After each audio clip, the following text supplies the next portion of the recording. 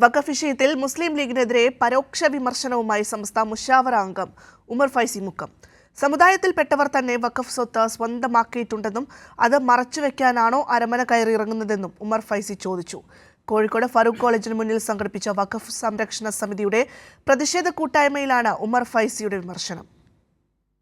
സമുദായത്തിൽപ്പെട്ടവർ തന്നെ വഖഫ് സ്വത്ത് സ്വന്തമാക്കിയിട്ടുണ്ടെന്ന് പറഞ്ഞാണ് ലീഗിനെ ലക്ഷ്യമിട്ട് സമസ്ത സെക്രട്ടറി ഉമർ ഫൈസി മുക്കം നിലപാട് വ്യക്തമാക്കിയത്.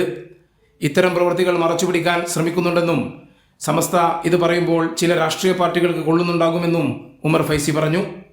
മുനമ്പത്ത് മാത്രമല്ല തളിപ്പറമ്പിലും മറ്റും ഇത്തരം കയ്യേറ്റങ്ങൾ നടന്നിട്ടുണ്ട്.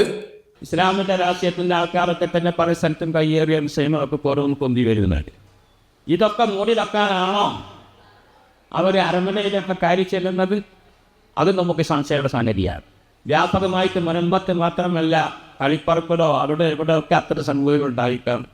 അതൊക്കെ തന്നെ വെളിച്ചത്ത് കൊണ്ടുവരാൻ വേണ്ടി ഈ സംഘടന പ്രവർത്തിക്കും എന്നുള്ളത് തീർച്ചയായും. മുനമ്പത്തേത് വഖഫ് ഭൂമി തന്നെയാണ്.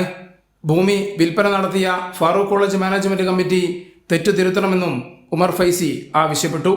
വഖഫാണെന്ന് സ്ഥാപിക്കപ്പെട്ട ഈ സംഗതി, ഈ വസ്തു വഖഫല്ല എന്ന് ഏറ്റു പറയേണ്ടി വന്ന ഒരു ദുരവസ്ഥ കാര്യബോധമുള്ളവർ കോളേജ് കമ്മിറ്റിയിൽ ഉണ്ടെങ്കിൽ അവർ മനസ്സിലാക്കണം. തെറ്റാരെത്തും വരാം. കഴിഞ്ഞ കാലത്ത് ആൾക്കാർ നോക്കാൻ മടിച്ചിട്ട് ആരോ മുക്തിയാറ് കൊടുത്തിട്ട് ആൾ വിറ്റതാണെന്നാണ് പറയുന്നത്.